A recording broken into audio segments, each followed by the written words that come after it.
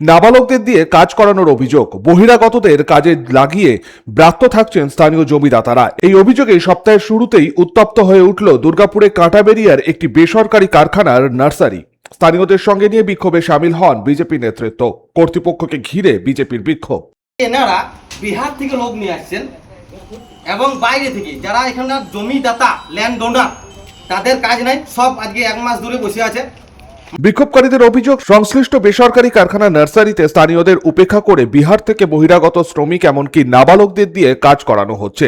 অন্যদিকে যারা এই প্রকল্পের জন্য জমি দিয়েছিলেন সেই জমিদাতা পরিবারের সদস্যদের কাজ থেকে সরিয়ে দেওয়া হয়েছে। আমরা 8 বছর ধরে কাজ, এখন কোনো কাজ নাই, কাজ বোঝে না নাই। আমরা জমি দিয়েছিলাম 9 বিঘে জমি দিয়েছি, 20,000 টাকা করে বিঘে নিয়েছি। তখন আমাদের জমি ছিল 9 বিঘে, বললে যে না 20,000 টাকা করে দাও, তোমাদেরকে চাকরি দেবো। তার জন্য আমরা দিয়ে দিয়েছি চাকরি, যে একটা করে কোটা দিয়েছে যে হ্যাঁ আমরা চাকরি পাবো, চাকরির আশাতেই তো দিয়েছিলাম। তারপর অনেক দিন বন্ধ ছিল, মানে কোনো কাজযোগ হয়নি। তারপরে হলো, তারপর আমরা 8 বছর ধরে কাজ করছি, 250 টাকা বেতন, মানে একটুকু মানে কোনো ইয়ে নাই, ফ্যাসিলিটি নাই। 8 ঘন্টা বসতেও পাবো না, হ্যাঁ একটুকু জল নিয়ে বোতলে জলও খেতে পাবো না, মাটির কাজ করতে হয়, বসতে পাবো না, একটু আরাম করতে পাবো না। তোমরা 100 দিনের কাজ করতে এসছো, তোমরা কি আরাম করবে?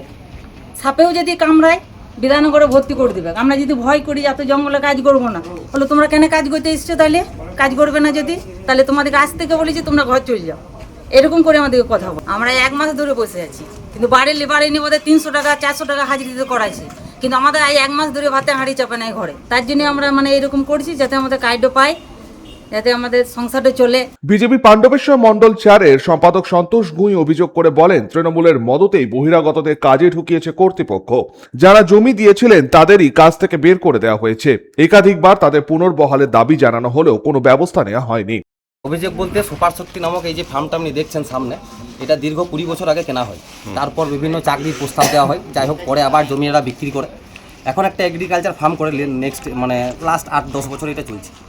তো এখানে যারা পুরনো ওয়ার্কার 8-10 বছর যারা কাজ করছে, এদের কোনো মান্যতা নাই, একটা ন্যূনতম পরিচয়পত্র নাই, ইএসআই নাই, পিএফ নাই, বাদ দেন 8 ঘন্টায় হাইডি দেয় 250 টাকা, মাসে 14টা কাজ, মানে অ্যাপ্রক্স 3 থেকে 3,500 টাকা হয়। তো সেই লোকগুলোকে আজকে দীর্ঘ 1 মাস ধরে বস করে রেখেছে। বাইরে থেকে বিহার থেকে আমাদের গ্রামের বাইরে যেসব গ্রাম রয়েছে সেই সব গ্রাম থেকে লোক নিয়ে আসছে, নগদ টাকাতে কাজ করাচ্ছে। নগদ প্রায় 400 টাকা হাইডি দিচ্ছে, হ্যাঁ প্রায় 400 টাকা হাইডি দিচ্ছে। আর আমাদের এইগুলোকে কাজ করা ছিল 250 টাকা হাইডিতে। এবং আজকে আমরা যখন এলাম স্বচক্ষে দেখতে পেলাম যে বিহার থেকে সত্যিই লোক এসছে, এবং তাদের মধ্যে 2জন জুনিয়র বলতে একজনকার বয়স দেখলাম 16 বছর, একজনকার বয়স হচ্ছে 17 বছর। তো দীর্ঘদিন ধরে এই এলাকার মানুষকে যে প্রতারণা, কৃষকদেরকে যে প্রতারণা, চাকরির নামে জমি কেনা, আজকে 250 টাকা হাইডি দিয়ে কাজ করানো, এইগুলার আমরা মানে সমস্যার সমাধান চাই।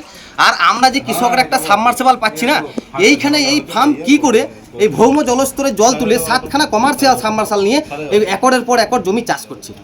আমাদের প্রশ্ন খুব সাদা, খুব জলের মতন পরিষ্কার। আমাদের কাজ দরকার, আমাদের 26টা কাজ দরকার মাসে, আমাদের বেতন দরকার, আমাদের পেটে ভাত দরকার, আমাদের আর কোনো দাবি নেই। কিন্তু এরা দীর্ঘদিন ধরে বাইরের লোক নিয়ে এসে কাজ করে। বিধায়ক জানে, এখানকার লোকাল থানা জানে, লোকাল থানার সেদিন এসেছিল লাদোয়া থানা থেকে, ওনারা এসে বোধহয় সব কিছু আমাদের দাবি দাবা শুনেও গেল, কোনো প্রতিক্রিয়া আমরা পাই নাই। সেই একই প্রসেসে চলছে। আজকে সেই জন্য বিক্ষোভ করছেন নাকি? সেই জন্য বিক্ষোভ করছি আমরা, এবং আমরা প্রশাসনকেও ডেকেছি, যারা ধরা পড়ছে এখানে আন্ডার এই যে কাজ করছে তাদের সহ এতে যে ম্যানেজমেন্ট আছে তাদের এগেইনস্টে আমরা কেস করব। খবর পেয়ে দ্রুত ঘটনাস্থলে পৌঁছায় দুর্গাপুর ফরিদপুর থানার পুলিশ আধিকারিকরা বিক্ষোভকারীদের সঙ্গে কথা বলেন এবং পরিস্থিতি শান্ত করার চেষ্টা করেন। সনাতন গড়াই, 99 নিউজ বাংলা, দুর্গাপুর। আপনারা দেখছেন 99 নিউজ বাংলা। বদলাবো আমরা।